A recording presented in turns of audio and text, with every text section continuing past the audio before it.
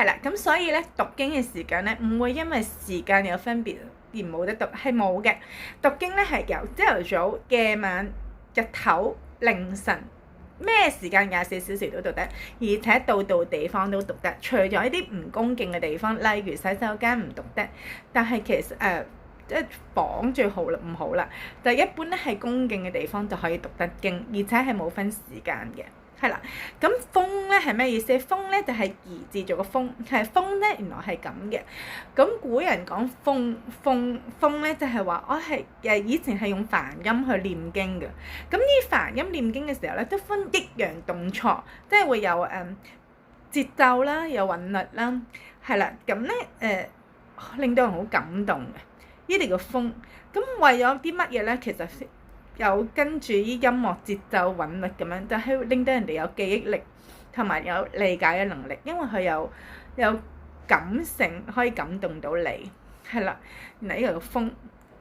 咁咧，但係有一個叫頌，我哋成日聽人講頌係咩意思咧？哇！原來頌即係記憶力，即係咧我背嗰啲經文啊，背咗啲經文係唔會忘記，呢個叫頌啊。係啦，佢就話咧，原來咧記憶力咧就係因為因應你嘅心清唔清淨而會有記憶力嘅。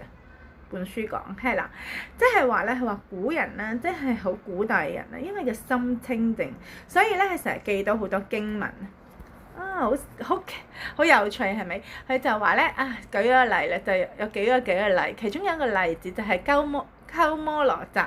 就係翻譯經嗰個人嚟嘅，佢咧就係日誦千偈，哇！每日誦千偈，咁即係其實仲有好多啦，譬如佢講道安法大師咧，讀經係過目不忘，係啦，就係因為佢嘅心清淨先會可以咁樣咯，係啦，咁另外咧解説咩意思咧？讀經解説即係話咧，其實咧。因為讀誦呢個經啦，明白佢嘅意義，明白佢嘅意思，而咧講為他人説，即係同其他人講，呢個就叫解説啦，係啦。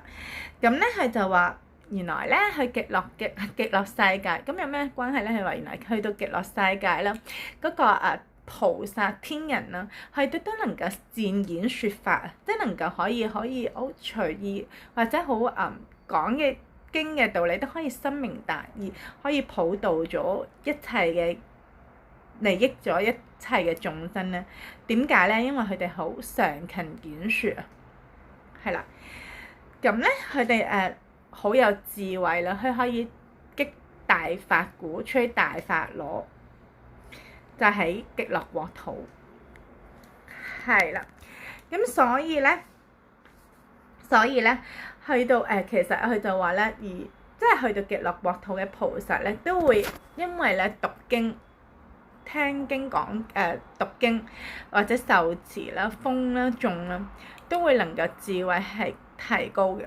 咁智慧提高咧嘅時候，都能夠去講經説法，就能夠去利益更多嘅眾生咯。呢個就係佢嘅意思啦，即係去到極樂國土，好開心可以聽經，聽菩薩講嘅經，聽咗好受持，即係個信心好有信心，好有信心，跟住讀經風頌，而能夠再自己可以去好善於説法。呢個就係咁嘅意思。因為有智慧，所以善於説法。係啦，咁咧呢個咧就講緊咧，其實咧。佢依個就講咧，其實咧有一個例子，